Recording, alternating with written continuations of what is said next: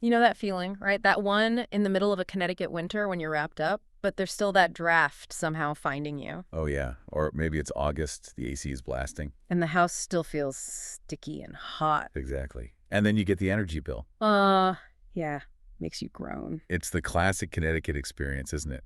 Our weather, it really swings hard. I mean, truly freezer-like winters sometimes, and then these incredibly humid, kind of sauna-like summers. That's tough on a house. It really is. Hmm. And when your house feels uncomfortable and the bills are through the roof, it's often pointing straight at its first line of defense. It's armor. Yeah, your insulation. It's easy to just think of it as, fluffy stuff in the walls or attic, but getting it right, especially here in Connecticut, Yeah, that seems absolutely fundamental. it truly is. It's the thermal barrier between you and, well, everything outside. Okay, so let's really dig into this. Our mission today, basically, is to unpack home insulation specifically for Connecticut. We want to figure out our value, what that actually means, where you need insulation, how much, what materials really work best for our climate in different spots in the house, Right.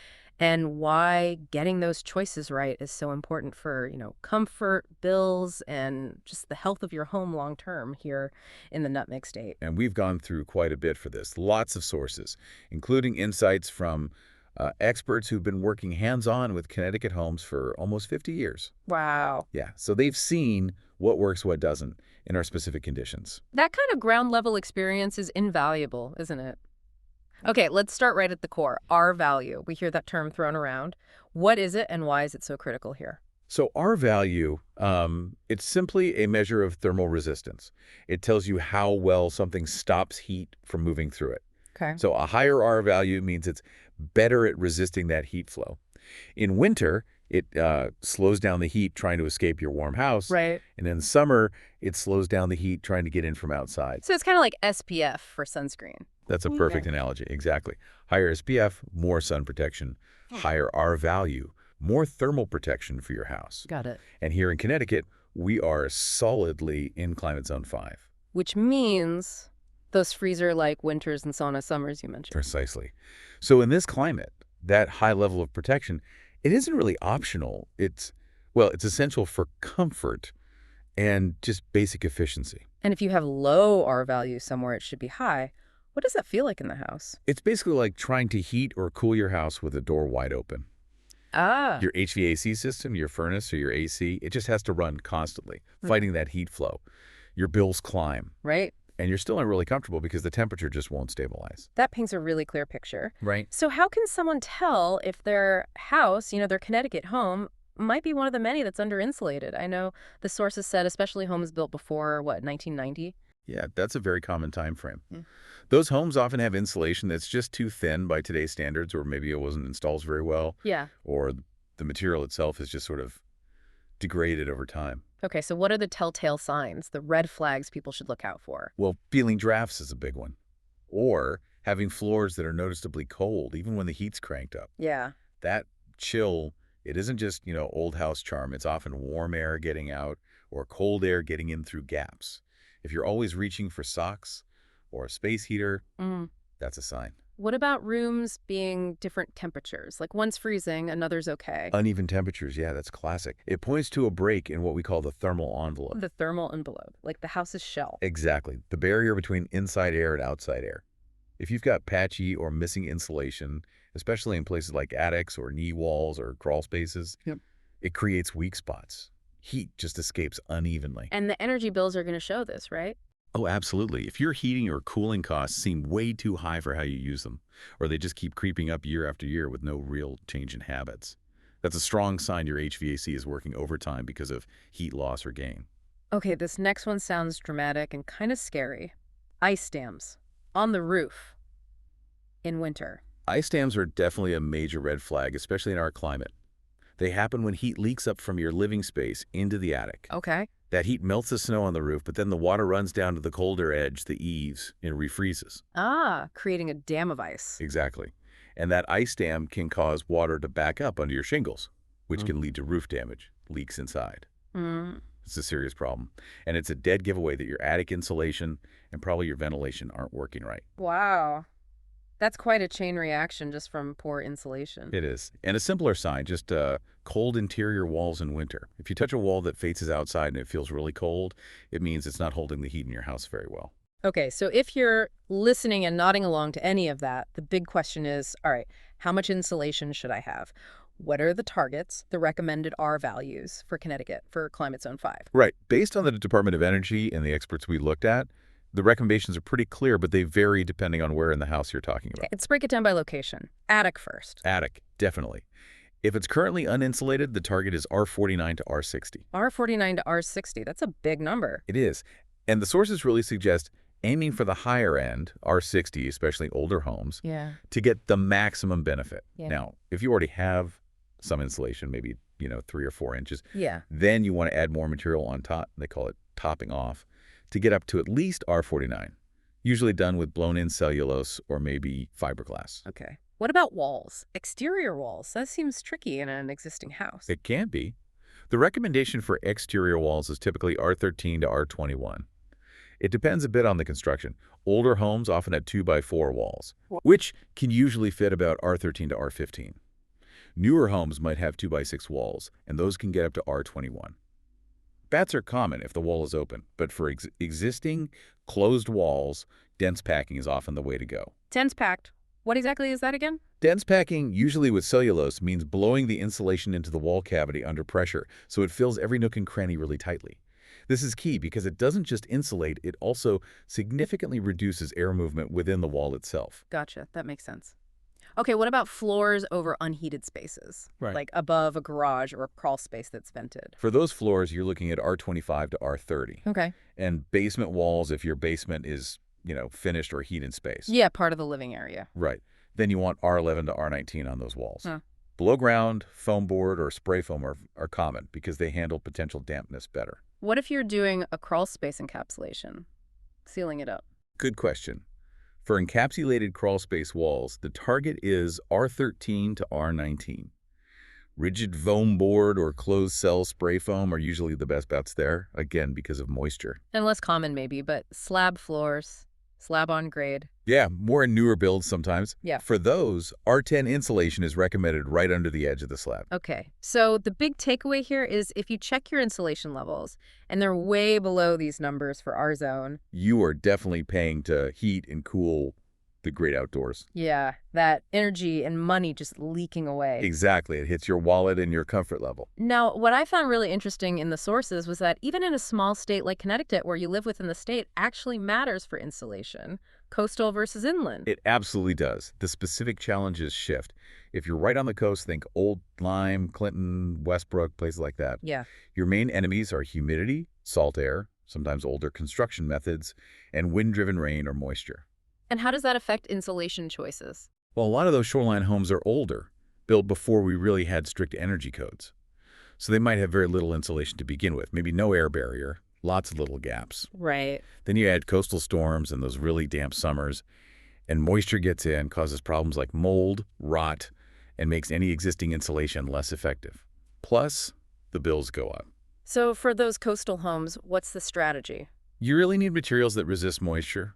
Dense packed cellulose holds up pretty well, rigid foam board, and especially closed cell spray foam.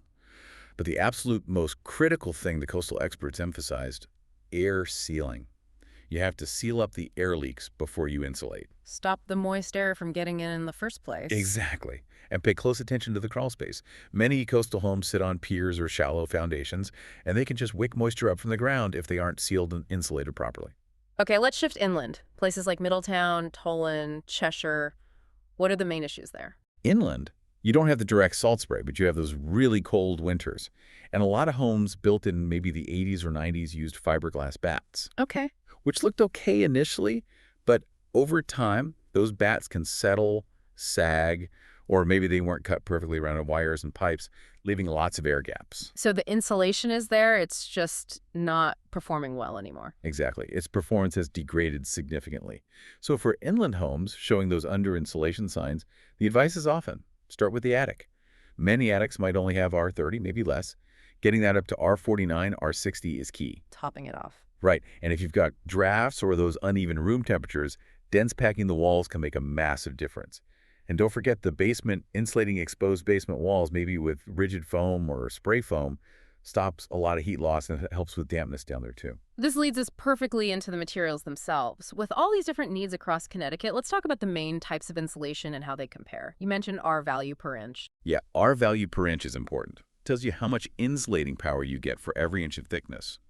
Crucial when you don't have a lot of space to work with. Okay, let's go through the common ones. Cellulose. Cellulose, usually blown in or dense packed, gives you about R3.5 to R3.8 per inch. It's made from recycled paper, treated to resist fire, mold, pests. The big advantage, especially when dense packed in walls, is that it fills cavities really well and does a good job reducing air leakage within that cavity. Good for older homes with weird spaces. Exactly. Right. Plus, it dampens sound, is pretty eco-friendly, usually cost-effective. In attics, you need good air sealing below it. And if it's just loosely blown, not dense packed, it can settle a bit over time. Okay. And the one everyone knows, fiberglass bats, the pink or yellow rolls. Yep. R value per inch is similar on paper, R2.9 to R3.8 or so. It's budget-friendly, easy to install in wide-open spaces like new construction walls or attics before drywall. But, and this is a major but, based on the sources, it does not stop air movement effectively. So air just goes around it. If there are any gaps, and there almost always are around wires, pipes, electrical boxes, or if it's compressed or poorly cut air just bypasses the insulation, Right. it makes it much less effective in real-world conditions. It also settles, sags, doesn't handle moisture well at all. Right. It can fall down in crawl spaces, and rodents seem to love nesting in it. So while the initial cost is low, its actual long-term performance, especially here in CT, can be disappointing if it's not installed absolutely perfectly with separate meticulous air sealing. Okay, that's a really important distinction. What about spray foam? Sounds higher tech. It is. Generally higher performance, higher cost. Two main types. First, closed-cell spray foam. This stuff is dense, rigid when it cures, gives you a very high R value, like R6 to R7 per inch. Wow, that's a lot. It is. And critically, it acts as both an air barrier and a vapor barrier. It blocks air leaks and stops moisture movement. It's water resistant, adds some structural strength. It's really excellent for tricky spots like crawl spaces, basement rim joists, cathedral ceilings, anywhere you need high R value in a tight space or have moisture concerns. But it's expensive and definitely needs professional installation. Okay. And the other type, open cell. Open cell spray foam. It's softer, more sponge-like. R value is lower, around R3.6 to R3.9 per inch, similar to cellulose and fiberglass. It expands a lot and does a great job filling gaps and air sealing. Cheaper than closed cell. Sounds good, but what's the catch? The big catch for us in Connecticut is that it absorbs and holds moisture, like a sponge. Ooh, not good in our humid climate. Exactly. So while it might be used for soundproofing interior walls or maybe roof decks in very dry climates, the experts strongly advise against using open cell foam in potentially damp areas like Connecticut attics, basements, or crawl spaces. The moisture risk is just too high. That's a critical point. Okay, last main type, rigid foam board. Rigid foam board. Comes in sheets you've probably seen pink, blue, or foil-faced boards. Polyiso, EPS, XPS are the common types. R values range from about R4 to R6.5 per inch, depending on the specific product. They're generally moisture-resistant, pretty durable, clean to install. Where do you use these? Great for continuous insulation on exterior walls, basement walls, interior or exterior, and especially for insulating crawl space walls during an encapsulation. More affordable than spray foam for covering large, flat areas. You just need to be careful to seal the seams between the boards properly with tape or sealant. Okay, great breakdown of the materials. Now let's apply this. Deep dive into the attic, you said it's maybe the most important. Arguably, yes. It's where you typically have the biggest temperature difference between inside and outside, so the potential for heat loss or gain is huge. But the source is really stressed. It's not just about piling up insulation to hit an R number. Right, you mentioned air sealing and moisture. Absolutely critical in an attic. You have to stop the warm, moist air from your house getting into the cold attic space in winter. That requires careful air sealing of all the gaps and cracks in the attic floor, around light fixtures, plumbing pipes, chimneys, the attic hatch itself. And you need proper ventilation to handle any moisture that does get in. Without air sealing and moisture control, even high R-value insulation can fail or cause problems like mold or rot. So, based on that, what materials work best for Connecticut attics? Dense packed cellulose is a really solid, cost-effective choice, especially for upgrading existing attics. It fills those awkward gaps well. Right. If you have serious moisture concerns, a complex roof structure, or if you're making the attic part of your conditioned space by insulating the roof deck itself, Yeah. then closed-cell spray foam, applied directly to the underside of the roof deck, is often the preferred, the more expensive, high-performance solution. And what should people definitely avoid putting in their CT attic? Based on that moisture issue, definitely avoid open-cell spray foam. Right, the sponge problem. Exactly. And while fiberglass bats are common, just be aware of their limitations regarding air leakage.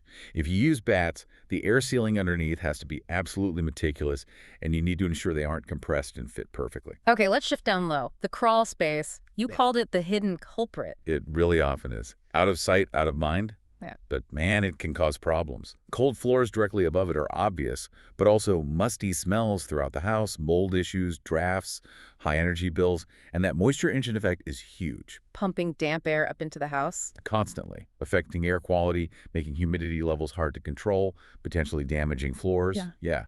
So the best insulation for a crawl space has to be moisture resistant. It needs to air seal. It needs to be durable. Good R value, obviously. And the installation has to work for that often dirty, tight space. And the top contenders. Closed-cell spray foam is really the gold standard if you're doing a full encapsulation. Sealing the vents, putting out a vapor barrier on the floor, and insulating the walls. It hits all the marks. High R value, resists water, acts as an air and vapor barrier, adds strength. But it's pricey. What's the alternative? Rigid foam board insulation attached to the crawl space walls is a very effective and usually more budget-friendly way to encapsulate. Again, you need that vapor barrier on the floor, and you must carefully seal all the seams on the foam boards. But it provides good R value, resists moisture, and is durable. And what's the absolute do not use for crawl spaces? The sources couldn't be clearer. Fiberglass bats. Just don't do it. They soak up moisture like a sponge, become a breeding ground for mold, they sag and fall down over time, and rodents just love them. It's completely unsuited for that environment. What about cellulose? You mentioned it earlier. Only, and I mean only, if you have a crawl space that is guaranteed to stay bone dry and it's vented, not encapsulated, and you're insulating the floor joists above it. But given how damp crawl spaces tend to be in CT, it's generally not recommended. Stick with foam products, spray, or rigid board for crawl spaces here. And you mentioned the vapor barrier on the floor is separate from the wall insulation. Yes, very important distinction. The vapor barrier, usually thick plastic sheeting, goes down on the dirt or gravel floor and up the walls a bit. Its job is to stop moisture evaporating from the ground into the crawl space air. The insulation on the walls, in an encapsulated crawl, stops heat moving through the foundation walls. You need both for a dry, efficient crawl space. Okay, and if encapsulating, you insulate the walls, not the ceiling floor above. Correct. When you encapsulate, you seal the vents, put down the vapor barrier, and insulate the foundation walls. This brings the crawl space inside the home's thermal boundary. It becomes semi-conditioned space. If you keep the crawl space vented, which is generally less effective and not recommended for energy efficiency or moisture control in CT, then you'd insulate the floor joists above, between the crawl space and the first floor. So, bottom line, is spending the money to fix a crawl space really worth it here? Based on everything we've seen, absolutely. It's Yeah. often one of the upgrades with the biggest impact. You get warmer floors, lower energy bills, that musty smell disappears, you reduce mold risk, improve your whole house, air quality and humidity control. It adds real value and comfort. Fixing a nasty crawl space is often transformative for how the whole house feels. And you mentioned some rough cost ideas, just ballpark. Yeah, the sources gave some general ranges, keeping in mind this varies a lot. Fiberglass was $1.50, $2.50 per square feet, but again, avoided in crawl spaces. Cellulose, $2, $3.50. Rigid foam board installation, around $3.15, $5 for square feet. And full encapsulation with closed cell spray foam, maybe $5, $8 per square feet, sometimes more, depending on the job complexity, size, condition, access, and prep needed. Okay, good to have some context. Let's hit the last major area, walls. Walls, your main shield against the elements, right? All right. They're key for comfort, keeping temperatures stable, blocking noise, keeping out drafts and moisture. And like we said, lots of older CT homes, pre-1980s especially, have little or no insulation in the walls. So if you're looking to insulate walls, what are the main choices? Well, we've got fiberglass bats again, cheapest option if the walls are open, like during a remodel. But remember the air sealing issue. They don't stop drafts well on their own. Then there's dense packed cellulose. This is often called the retrofit hero because you can install it in existing closed walls without tearing everything apart. They drill small holes, blow it in tightly. It fills the cavity well, significantly reduces air leaks within the wall, and it's great for sound dampening. Really good for older home upgrades. Okay. And then spray foam. Closed cell is the premium option here too. Highest R value per inch, excellent air sealing, moisture resistance, adds structure.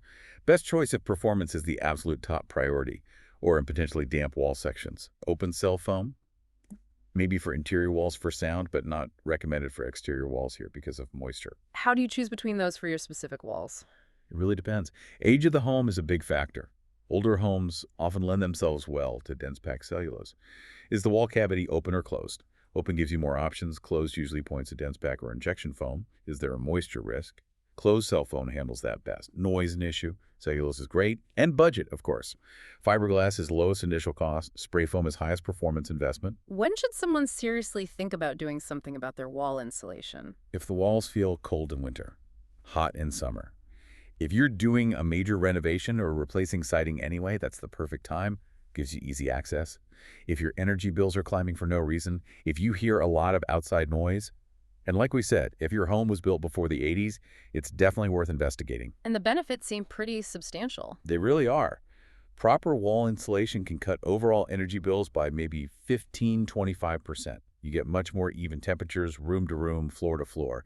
It makes the house significantly quieter, improves air quality by reducing drafts and pollutants coming in. Better moisture management. Just way more comfortable overall. And it definitely adds resale value. You mentioned dense packing existing walls without tearing out drywall. How does that actually work? Yeah, it's pretty clever. Usually they drill small holes, maybe 2–3 inches in diameter, typically from the outside if possible. Sometimes they remove a strip of siding, or sometimes from the inside. They stick a hose in the hole and blow the cellulose insulation in under pressure until the cavity is packed tight. Then they plug the holes and patch them up. Much less disruptive than a full gut job. And if someone's thinking about this, how do they even know what, if anything, is in their walls currently? A pro can usually tell quite a bit. Sometimes just carefully removing an electrical outlet cover with the power off lets you peek inside. Right. Or they might drill a very small, discreet test hole in a closet or somewhere inconspicuous. They can use tools like a small camera called a borescope to look inside. Or even take a tiny core sample to see the material and check its condition. Okay, we've covered a ton of specifics. R values, materials, attics, crawl spaces, walls. Let's pull it all together. What's the big picture view on the investment and the benefits of doing this insulation work in Connecticut? When you step back and look at it, yeah, properly insulating your home here is just a really sound investment. The financial side is clear. Those savings on heating and cooling are real. The source is estimated anywhere from, say, $400 to $800 a year for an average home, cutting energy use by 15%, maybe 25%. That adds up fast. How quickly does this investment pay for itself? The payback periods are actually pretty good compared to a lot of home projects. Something simple like topping off your attic insulation might pay back in just 3 to 5 years from the savings. Wow. Wall insulation, maybe 5 to 8 years. Crawl space work, especially if it solves moisture problems too, often falls in the 4 to 6 year range. And remember, you start feeling more comfortable immediately. And unlike, say, a water heater or an appliance, insulation lasts a long, long time. It really does. If it's installed right and stays dry, most types, cellulose, fiberglass, foam board, should perform well for 20, 30 years, maybe longer. Good quality spray foam, if undisturbed, could potentially last the entire life of the house. It's not something that wears out quickly. So even if someone's thinking, well, I might sell my house in 5 or 10 years, is it still worth doing? Oh, absolutely. Energy efficiency is a huge deal for home buyers now. A house with documented, recent insulation upgrades is definitely more attractive. Buyers know it means lower utility bills and better comfort. It can help a home sell faster, maybe even for a bit more money. So you get the benefits while you live there, and it helps when you sell. And we should mention there might be some help paying for this too. Rebates or tax credit. Correct. Definitely look into that. There's often a federal tax credit available for energy efficiency improvements, like the Energy Efficient Home Improvement Credit. Currently, it can cover 30% of the cost, up to $1,200 per year just for insulation. Okay. And here in Connecticut, check with your utility company and the Energize CT program. They often have specific rebates available for adding insulation, doing air sealing, or energy assessments. Worth investigating for sure. We've covered so much, but maybe let's hit a few quick, common questions listeners might still have. First off, how do you actually figure out what kind of insulation you already have? Easiest way is just to look if you can safely access your attic, basement, or crawl space. Fiberglass is usually obvious pink, yellow, white fluffy stuff, either in bats or loose. Cellulose looks like shredded gray paper, usually loose fill. Spray foam is hard, rigid foam, often yellowish or white. If you can't get access or you're not sure, an energy auditor or insulation contractor can identify it. Can you mix insulation types, like blow cellulose over old fiberglass in the attic?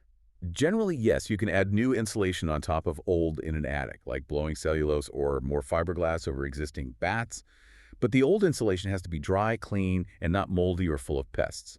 And crucially, like we keep saying, you must air seal the attic floor before you add more insulation on top. Why is that so important? Because if you just pile more insulation over existing air leaks, you can actually trap warm, moist air rising from the house within the insulation, which can lead to condensation and moisture problems. So air seal first, then insulate. If the old stuff is wet, moldy, or damaged, it really needs to come out completely before you re-insulate. Getting a pro's opinion is often wise here. Okay. What about the concern that adding insulation might make a house too airtight? Bad for air quality. Yeah, people worry about that.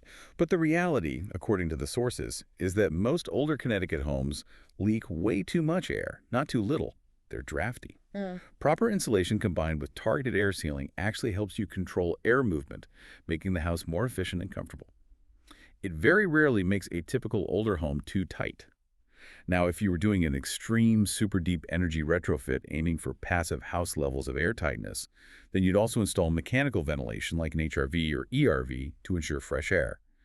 But just adding insulation usually improves things, doesn't create a problem. Good to know. How long does an insulation job typically take? Is it a huge disruption? Usually it's surprisingly fast. For many common jobs like blowing insulation into an attic or dense packing walls, it's often just a 1 or 2 day process. Oh, that's not bad. Yeah.